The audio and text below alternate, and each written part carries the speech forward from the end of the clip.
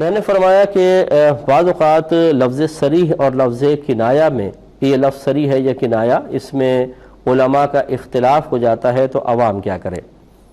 لیکن پہلے سمجھ لیں کہ جو لفظ ایسا ہو کہ اس کو طلاق کے لیے ہی استعمال کیا جاتا ہو، یا پھر لوگ سنیں تو انتقال ذہن، یعنی ذہن فوراً سے پیشتر طلاق کی طرف جائے اور کسی کی طرف نہ جائے، اس کو لفظ صریح کہا جاتا ہے۔ جیسے لفظ طلاق، اگر کوئی شخص کہتا ہے میں نے بیوی کو طلاق دے دی ہے، تو یقینی سی بات ہے آپ کا ذہن اور کسی طرف نہیں جائے گا، طلاق کی طرف جائے گا۔ یا کوئی کہے کہ میں نے اپنی بیوی کو چھوڑ دیا ہے، تو طلاق کی طرف ذہن جاتا ہے، اس لیے یہ لفظ صریح کہلاتے ہیں۔ اور کنایا وہ الفاظ ہوتے ہیں کہ جو خاص طلاق کے لیے استعمال نہیں ہوتے، بنائے نہیں گئے ہوتے، مقرر نہیں کیے گئے ہوتے، لیکن ان کو طلاق کے لیے بھی استعمال کیا جاتا ہے۔ جیسے جا یا دفع ہو جا، اس سے طلاق ہو سکتی ہے، بشرطے کہ بیوی جیسے طلاق کا مطالبہ کر رہی ہو، دے دو مجھے طلاق، میں تمہارے ساتھ نہیں رہنا چاہتی، اور شوہر نے کہا کہ جا یا دفع ہو جا، تو یہ اب ان الفاظ سے بھی طلاق ہو جاتی ہے۔ تو یہ جا یا دفع ہو جا، یہ الفاظ یقیناً طلاق کے لیے مقرر نہیں ہیں، اور نہ اگر ہم عام حالات میں جا یا دفع ہو جا کوئی لفظ کہہ رہے ہوں تو انتقال ذہن یا ذہن کی منتقلی طلاق کی طرف ہوتی ہے، لہٰذا یہ کنایا کہلاتے ہیں۔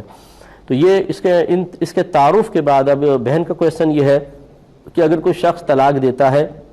کوئی لفظ استعمال کرتا ہے، اس لفظ کے بارے میں اختلاف ہے علماء کا کہ یہ صریح ہے یا کنایا، تو کیا حکم شرع ہوگا؟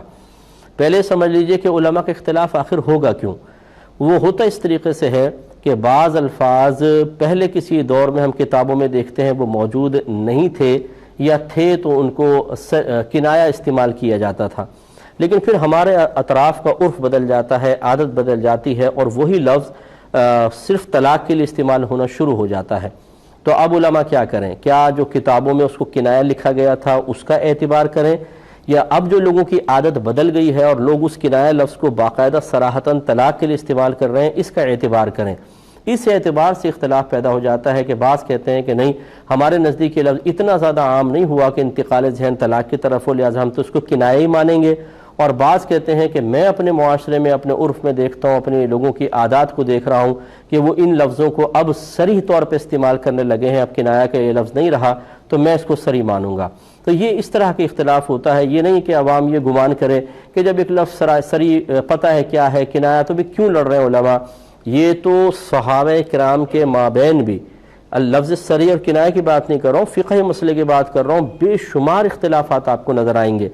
اب اگر کسی لفظ کے بارے میں اس طرح کا اختلاف سامنے آ جائے تو عوام کو چاہیے کہ، اور میں اکثر یہ گزارش کرتا ہوں کہ آپ کوئی اچھے مستند مفتی صاحب کا انتخاب کریں اور اپنے اکثر مسائل کے سلسلے میں انہی سے رجوع کریں،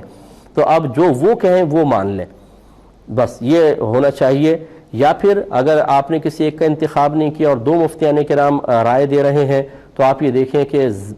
کون سے ایسے مفتی صاحب ہیں ان میں سے جن کی بات پر، جن کے قول پر اکثر لوگ اعتماد کرتے ہیں، علماء اعتماد کرتے ہیں، عوام کی بڑی تعداد اعتماد کرتی ہے، ان کو فوقیت دینی چاہیے۔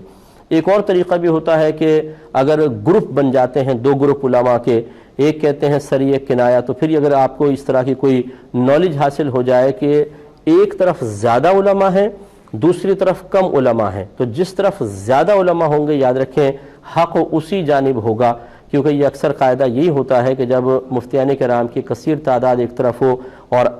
قلیل تعداد دوسری جانب ہو، تو جہاں اکثریت ہوگی اللہ تبارک و تعالیٰ کی تائید و نصرت ان کے ساتھ ہوگی، لہٰذا اس قول کو آپ قبول کر لیں۔ اب یہ قول چاہے آپ کے موافق جا رہا ہو چاہے مخالف، قبول کرنا چاہیے۔ ایسے ہرگز عادت نہ بنائیں کہ جب آپ کسی ایک پر اعتماد کرتے ہیں، اس کا قول اچھا لگتا ہے، آپ لے رہے ہیں، لیکن جب کسی خاص مسئلے میں پھنس گئے اور اس کا قول آپ کے مخالف آ رہا ہے اور کسی دوسرے کا قول یا چھوٹے گروپ کا قول یا کم درجے کے مفتی کا قول آپ کو پسند آیا، تو آپ نے ان کو چھوڑ کے فوراً اس طرف چلے گئے، تو حقیقتاً پھر آپ حکم شرع کی پیروی نہیں کرنا چاہتے، بلکہ اپنے نفس کی خواہش کے مطابق شریعت کو ڈھالنا چاہتے ہیں، اور یہ غلط ہوتا ہے۔ اس لیے اچھی طریقے سے یہ احتیاط کریں۔